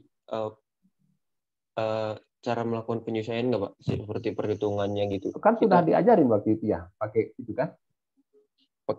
Pakai Excel itu. Oh, tetap pakai Excel itu ya Pak? Oh iya, pakai itu aja, nggak ada masalah. Ya. Kalau ini lebih sederhana sih sebenarnya yang saya ingin sampaikan, ini lebih sederhana. Sama apa? Berarti itu hampir sama kayak yang Bapak bilang tadi ya Pak, tentang regresi itu ya Pak? Oh iya, hampir sama. Variabel-variabelnya Pak. Ya, variabel-variabelnya sama. Ya. Sama ini Pak, saya minta saran dari Bapak. Itu kalau melakukan penyesuaian itu, dalam melakukan penelitian terhadap penyesuaian ini Pak, itu menurut Bapak sejauh Bapak mengampu mahasiswa itu, menurut Bapak yang aplikasi mungkin mahasiswa bisa menggunakan aplikasi DJKN atau DJP nggak Pak dalam melakukan penelitian Pak, dalam teknik penyesuaian Pak? Boleh Mas, boleh. Yang mana aja, cuman di state di dalam laporannya ya. Oh di penelitiannya itu, di laporan hasil penelitiannya maksud saya. Nanti di state di situ. Saya memakainya ini gitu. Sehingga nanti kalau orang yang ngecek dia patokannya ke sana gitu. Oh baik Pak. Ya, Pak. Jadi kan kita nggak membuat teori sendiri gitu loh kira-kira. Ya. Baik Pak. Paham. Ya. Terima kasih Pak. Oke. Kalaupun ada yang lain di luaran itu monggo silakan aja. Ya. Pakai yang mana aja boleh, cuman di state di dalam laporan itu gitu. Ya, teman-teman semua ya. Ada lagi pertanyaan?